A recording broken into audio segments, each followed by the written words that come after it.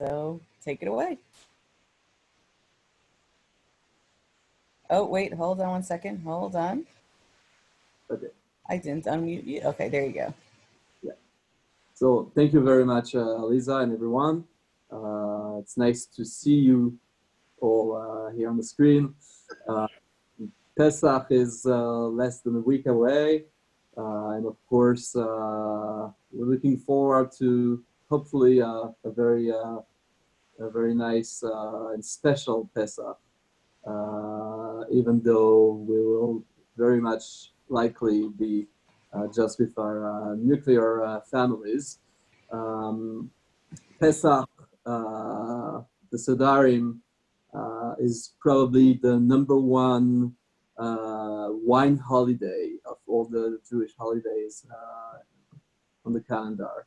And why is that? Of course, because of the four cups, the Arba Kosot, which, as being Jews of the diaspora, we have two sedarim, so it's not 4 cups, it's 8 cups, and of course we have many other occasions during Pesach to the kiddush, the lunch meals for the second days, and even on Chol Hamoed. Chol Hamoed is very important to maintain the simcha of Yom Tov.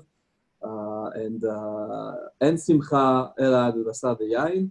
There is no joy except in meat and wine, which is of course a very simplified transliteral explanation. I'm sure that Rabbi Rothwachs, if he comes on, would probably have a lot to say about this, which I would be really interested in hearing. So 4 cups. What do we drink for the 4 cups? Which wines? Because it's not just 4 cups of wine. There are some very specific restrictions, or not really restrictions, but instructions, directives as to how we're supposed to drink those 4 cups, how much wine we're supposed to drink, what should be the format of the glass we're using, the size of the glass, I should say, and there are different opinions, of course, as with basically every other topic in halacha. There are different opinions what we should do. So I'm not going to talk about halacha really. If Rabbi Rothwachs joins us, that would be great to hear from him about this. I'm going to talk about wine, what I recommend to other people, what I do myself, which are different things because we all have different customs, family minhagim, as to what we do usually. So I have here 4 different wines on the table. They're just wines as examples. They're just 4 very nice wines. They're actually very well priced for the most part. They're not very expensive. Some are more expensive than others. So the first one that I have here, and which I'm actually swirling in my glass right now, is the Oreganos Amuka Light 2019. It's very young wines from the this past harvest, a brand new wine. It's very interesting on so many levels.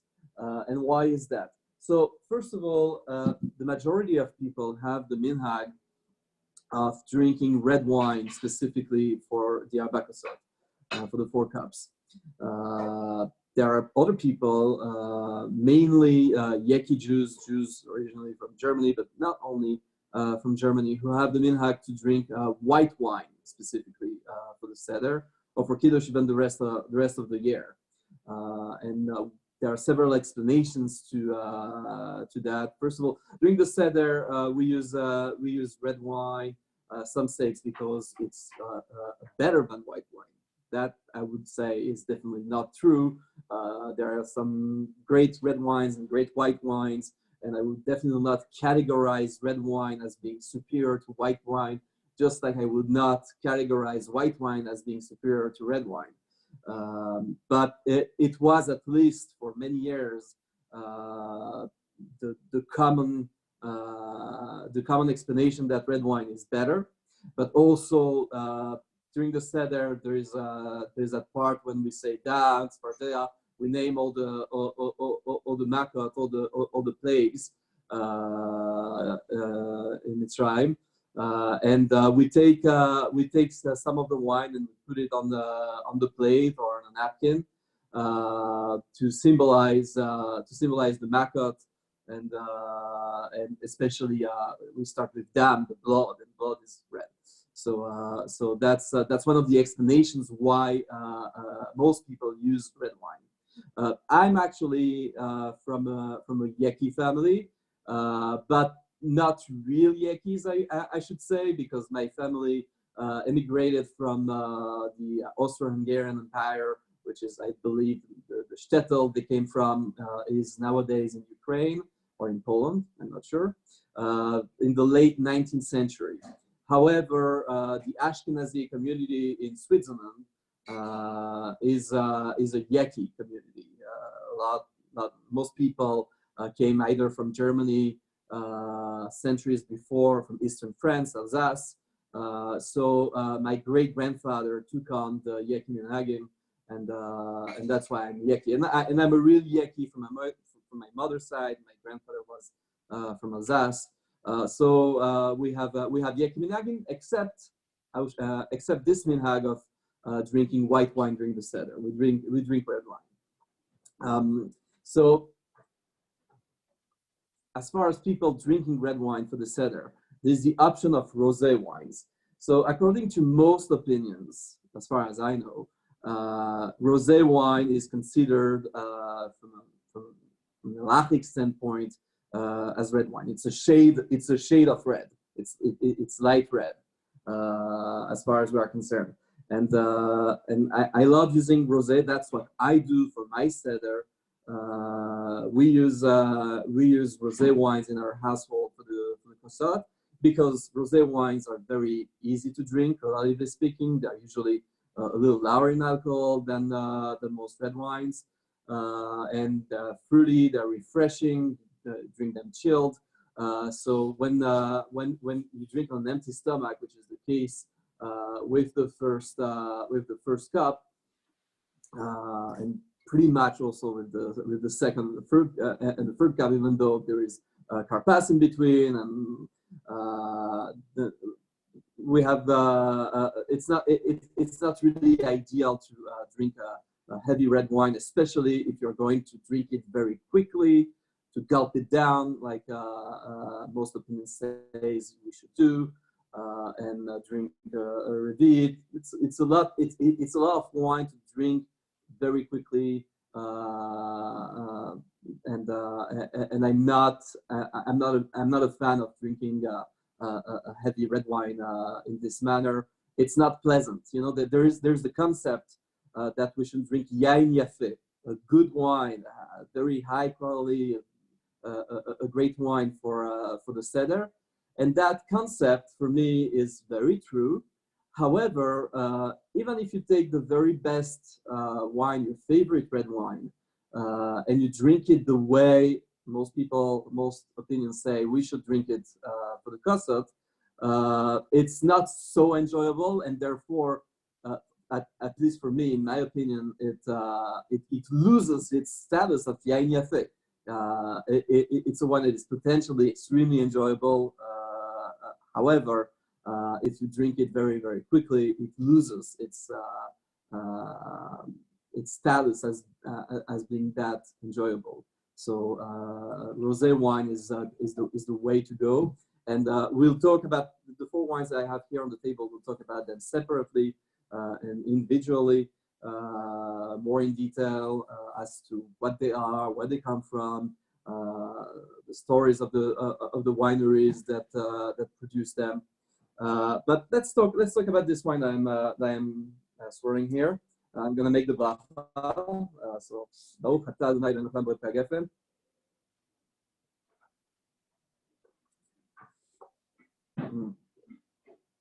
it's a nice wine. So, for those who don't like rosé, or who will be very adamant about drinking red wine and not rosé, for the Seder. This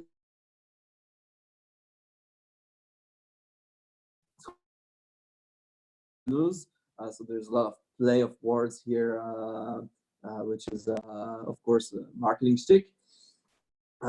It's a non-mevushal Cabernet Sauvignon dry wine from quality grapes that has only 9% alcohol, which is surprising because if you notice, most red wines, most dry red wines have usually between 13 to 15.5% alcohol, especially wines from Israel, which is a warm climate. The grapes get pretty ripe at the time of harvest. The fact that they're getting ripe means that they have a high sugar content, and that sugar during the fermentation gets transformed into alcohol, and being high, the alcohol resulting from that fermentation is of course high. So what they did here, this winery, Oreganos, which is located in the Upper Galilee, they're by Har Meron, so where the kever of Rabbi Shimon Bar Yochai. So I'm sure that many of you are familiar with the area in some way. They actually developed a technology to lower the alcohol in a wine. So they harvested perfectly ripe Cabernet Sauvignon grapes in this case, and they made it into wine as they usually do, and that wine went up to about 14% from what I recall, they told me. And then they used that technology, which they developed, to lower the alcohol to 9%.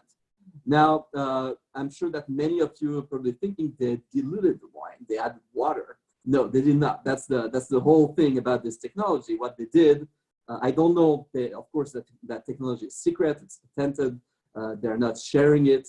But what they say, and I believe them, they're good people, they're honest people. They say there is no dilution whatsoever, no added water. The process actually lowers the alcohol, and from 14% approximately, they went down to 9%. There are no other good wines that I know of, no other kosher good wines that I know of that have that low alcohol for good red wine. It's a wine that retails for under $20. It's not mevushal, so that's another point here. There are people who are makpid, very adamant to use non-mevushal wine for the seder, because it's seen, according to some opinions, the Rambam especially, it's seen as of higher quality, of or higher status at least, than mevushal wine. And even if you do drink, even those people, even if they do drink during the year mevushal wine for kiddush, some of them will actually be very adamant about drinking non-mevushal for the seder, and that's the ultimate option here. It's an inexpensive wine. It's good. It's not mevushal, and it's low in alcohol. So that's really a very nice option here. And quite frankly, that's a wine that I would drink as an everyday wine during the year, because it's very pleasant. It has the typical Cabernet Sauvignon, is probably better known grape variety, I should say, and it has all the characteristic aromas and flavors of Cabernet Sauvignon, which is dark berry flavors. I'm sure most people sometimes read on the label of a wine. It has aromas of blackberries and cherries and vanilla and tobacco and this and that. And what most people get is like, this wine tastes like wine. It doesn't taste like blackberry. It doesn't taste like tobacco, etc. That's the case of majority of people, and that includes myself a long time ago. That's the ability to perceive all those aromas and flavors is of course the result of practicing, which means tasting a lot of different wines. and of course using imagination, personal associations of flavors and aromas that we know, and basically match them to the aromas and flavors that we perceive in the wines that we drink. But that is not important for wine drinkers' experience, so far as you enjoy the wine that you drink in the glass, whether you perceive those distinct aromas or not. Doesn't mean anything important about you, other than maybe you have a better nose or palate than most people. But as long as drinking the wine that you have in the glass is enjoyable, that's what matters. So I mentioned before that Yeki Jews and some others drink white wine during the Seder. So one of the reasons they drink white wine during the Seder is that they come from countries or regions, their families, their forefathers came from regions where white wine were the quality wines, were the wines being produced there, and that's what they're using, because a lot of people, usually Jews, back in the days, were making their own wine for Shabbos and for Yom Tov. And the grapes that grew in those regions were white wine grapes, such as Riesling, Gewürztraminer, Grüner Veltliner, and other varieties that grow in Germany or Alsace. So here, actually, it is a Gewürztraminer, so it's one of those varieties that come from the Yeki regions.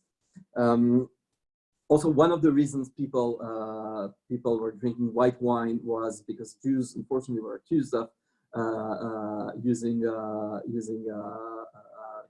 blood from Gentile children to make matzah, and drinking it, by anti-Semites. So they're drinking dafka on purpose, white wine, to just show the guy and show the Gentiles, the anti-Semites, see, we're not drinking blood, our wine is white. So that's another reason. So here I have the Vitkin Gewürztraminer 2018. It's also from Israel. That's a small boutique winery that's located near Netanya. I'm sure most of you know where Netanya is. I've been there. The winemaker is Asaf Baz. He's a veteran winemaker who has worked with some of the largest wineries in Israel, such as Binyamina and Carmel wineries. And this is his own winery. And he's one of those very creative winemakers in Israel who likes to stick to grape varieties that are not the most common ones, aka Cabernet Sauvignon, Merlot, Chardonnay.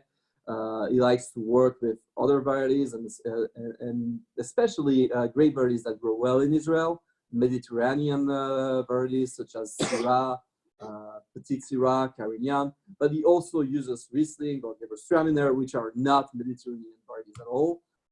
They're from cold climates, but is being very successful with growing those grapes. So that's really a lovely wine, this Vitkin Gewürztraminer.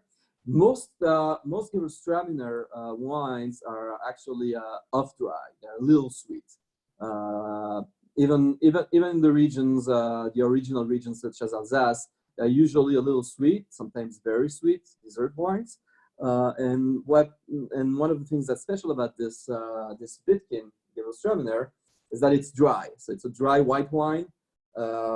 It's really nice. It has floral aromas, citrus, peach, lychee, which are basically all the what we call in the wine world, in the professional jargon, all the versatile characteristics of the Gewürztraminer grapes, but without the typical sweetness that we usually have in those wines.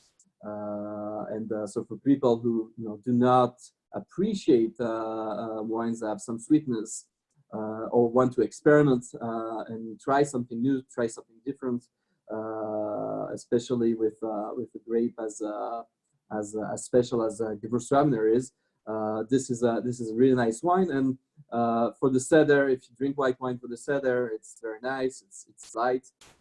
It's also not too high in alcohol. It's 13% alcohol.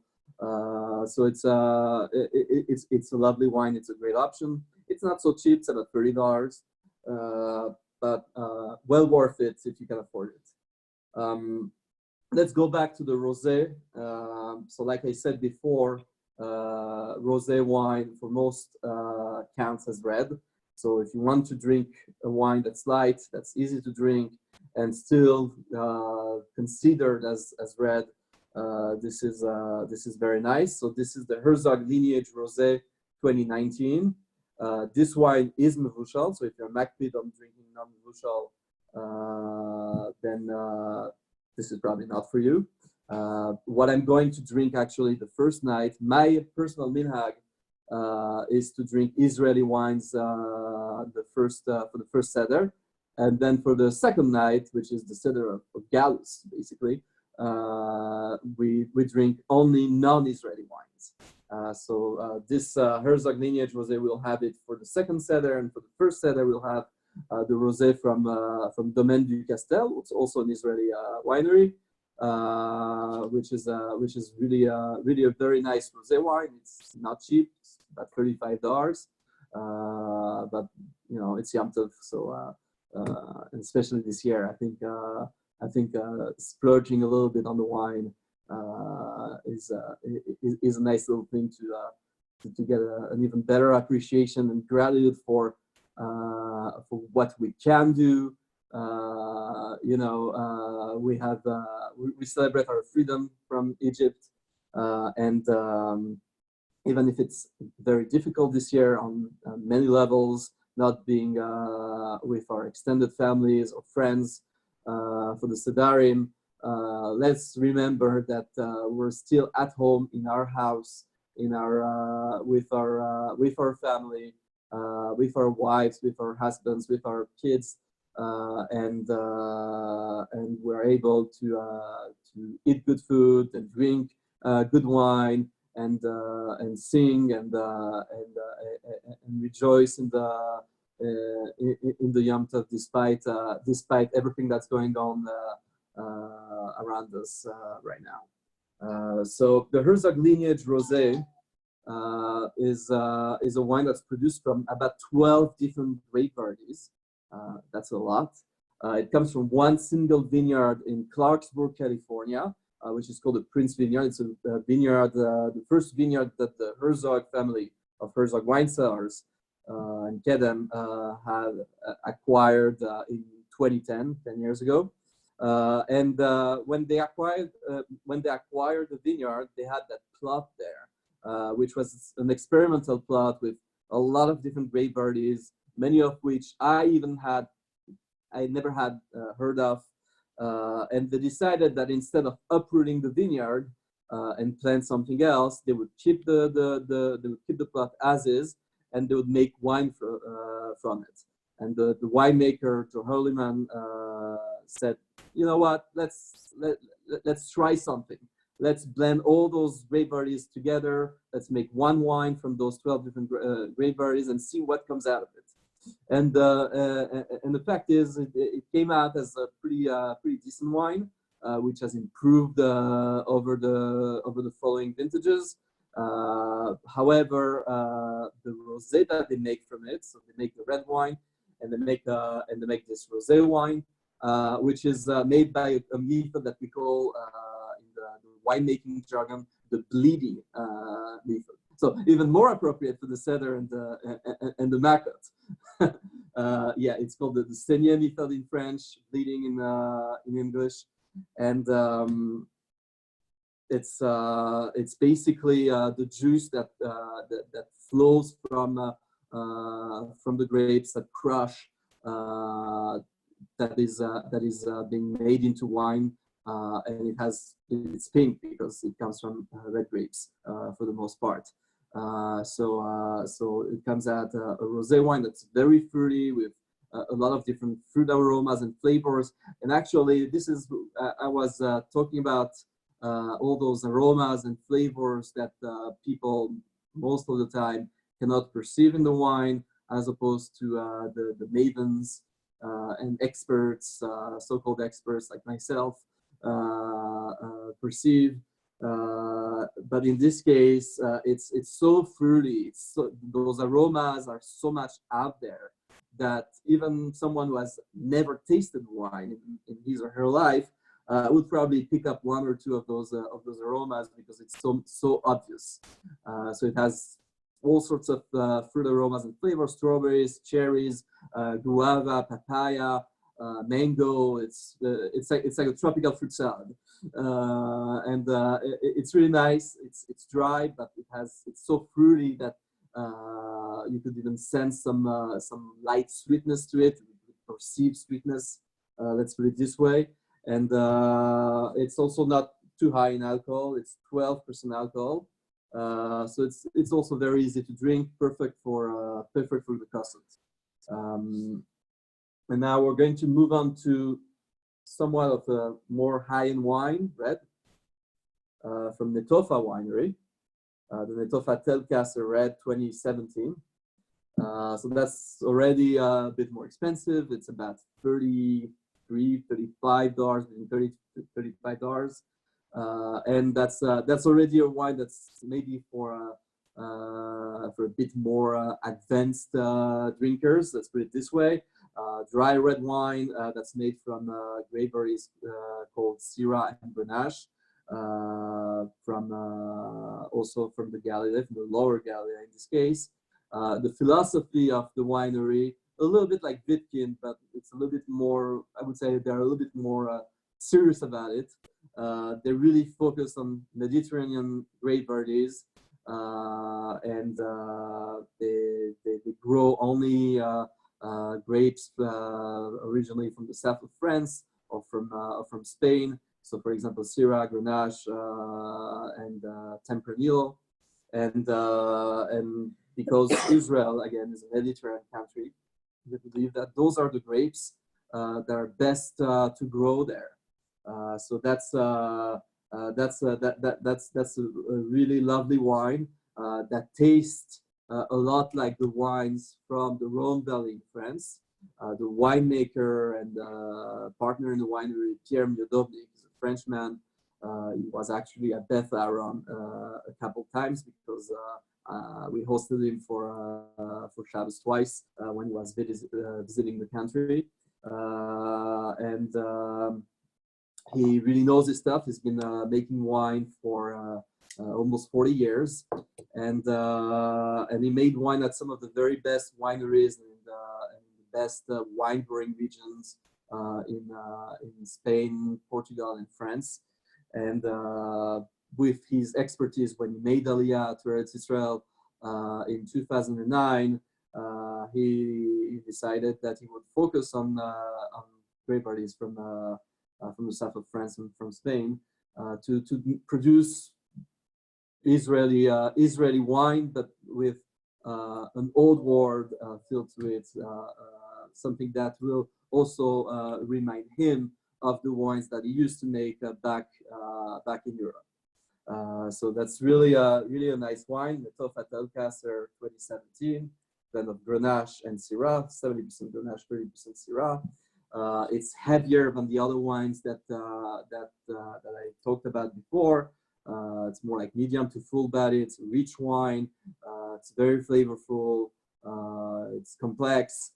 So that's already that's already quite a wine for the wine lovers, the people who drink wine during the year, not even just on Shabbos and Yom Tov, but also like my wife and I often for dinner, a nice glass of wine to go along with their meal at night.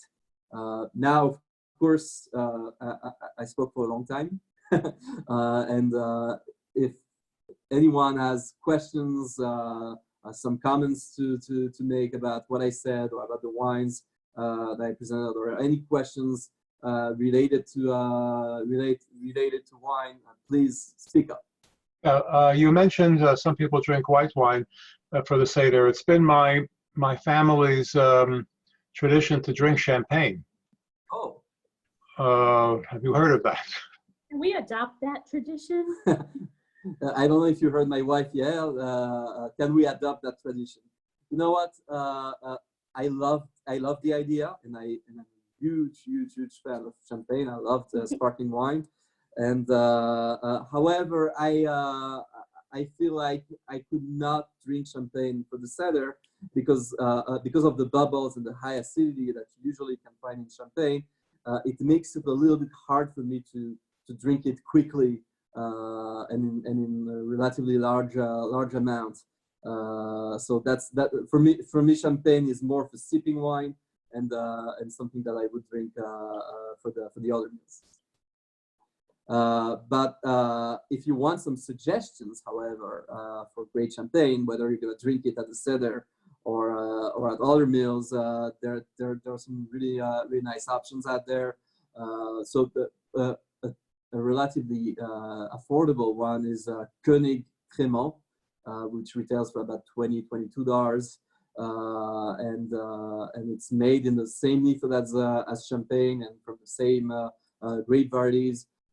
However, it's not made in the region of Champagne in France, and therefore it's not called champagne. And there are also many other options from Israel and from California of sparkling wines that are made also with the same method as champagne, and they're much cheaper. And actually, many of them are as good and sometimes even better than the real deal than champagne. But my favorite champagne, personally, real champagne from France.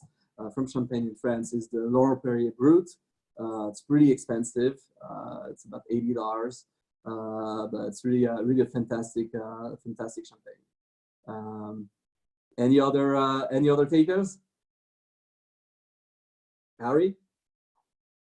Sorry, I'm putting you on the spot. You're putting me on the spot. I don't know. All my rosés in the house right now are from Israel, so that's what I'll be drinking for both nights. Very nice. Very nice. Do you always drink rosé for the Seder, or is it? Oh, no, so for many years we were doing the cream red Concord because that's what my dad grew up on. And then a few years ago I said, Dad, let's switch it up. I can't, this is just not good. And you know that we went down to Florida every year. It was hot, so the chilled wines were refreshing, and we started with the rosés. Yeah. I always tell people who tell me, I don't like King Malaga or Kerem Concord or whichever Turkish wine, but we have this tradition of drinking it because my father, my grandfather, or grandmother, because we grew up drinking it for the Seder, so we always use it for the Seder. And I think that's, personally, I'm sorry, I don't want to insult anyone. No offense, but I think It's that's like Malaga. it's the Seder. Drink something that you enjoy. It doesn't matter if you grew up drinking wine that you don't enjoy. You don't have to fix it and keep suffering the rest of your life. Drink something that you like. Yep. Could you hold up the bottles again? Sure. Okay. So Thank you. in the order that I presented them. So Oregano's Amuka Light, made from 100% Cabernet Sauvignon grapes from the Galilee, 9% alcohol, not mevushal. And then Vitkin, the white wine, Vitkin Gewürztraminer, it's dry, 13% alcohol, really lovely wine, also from Israel. Then we have the Herzog Lineage Rosé, from Clarksburg, California, blend of 12 different grape varieties, 12% alcohol, very fruity. It is mevushal, very nice rosé, very light. And Netofa Telcaster Red 2017, about $30 to $35, not mevushal, 13.5% alcohol, medium to full bodied, very nice wine. Thank you. And there's nothing like Malaga. You don't know what you're talking about. You know what? There's a reason there's nothing like Malaga. That's correct. Nothing like it. I'll tell you something. I actually, even though I work for Kedem, and I've been working there for over 4 years now. I actually I never grew up. I didn't grow up drinking Kiddush wine. In my house, we drank nice Israeli and French wines. Mhm. Grandfather was French, and he was a real French. So he drank every single day a glass of wine with his lunch and dinner, whether it was Shabbos or not. It was a complete part of his meal, and he would never touch what we call Kiddush wine, those sweet wines. So we had good red and white wines from Israel, from Gold Heights Winery, Yarden, Carmel. We had some Bordeaux wines from Alsace, Koenig. So I didn't grow up drinking those wines. However, I was very curious, and a few months ago, only a few months ago, I decided finally that I want to taste through the whole range of wines from Kedem, those traditional Kiddush wines. So all the Kedem, Chablis, Sauterne, Cream Malaga, Concord, Matukal, and all of those wines that have been around for decades, that most American Jews know, and what can I say? They're just not for me. Didn't do Okay. it. Very nice. Thank you. Of course. Any other questions, comments, suggestions, anecdotes, stories? Is there specific um, a specific brand of wine that you would generally recommend that's a higher quality wine, but still, but I don't want to say budget, but you know, like it, but where quality Yeah. and cost meet at a happy medium. So, well, yes. Actually, I pulled basically the wines from all those wineries that I would recommend across the board, or almost. So whether it's Netofa, which have wines like the Domaine Netofa for about $20, they're all great. The Telcasser, which are more expensive at $35, the Latour, which are a little bit under $30. So they're not extremely expensive. They're not cheap. We're not talking about $10, $15 wines. They're all 20 to 40, 20 to 35. There is Koenig Winery, which I mentioned before, from Alsace, which are all white and sparkling wines from France, and they're all basically between $15 to $20. And Herzog, of course, which is a very large winery, the largest winery outside of Israel. All their wines, and they have wines, as you know, Bar Herzog, wine stock that retail for $10 to $15. But they also have wines at 20, 25, and all the way up to $250. So across the board, I would say that most of their wines are good to excellent. There are a few wines still that I personally do not enjoy as much. However, pretty much the vast majority, I would say, are really nice. And Vitkin, which we talked about, they have some expensive wines at $30, $40, but they also have some really nice options at the entry level between $20 to $25 called Israeli Journey, Masay Israeli. They have a white and a red, which are really lovely wines for reasonable price. Thank you. Of course. There's also, if you want to explore maybe outside of Israel or California, LD wines from Spain, only nice wines. Also, they start around $15 and goes up to about 60 for their high end, but they're all good. And Terra di Seta in Italy as well, it's $20 for their entry level, which, you know, most wineries would be very happy to have a wine of that quality at $20 in their portfolio. Wonderful. Any other questions from our participants today?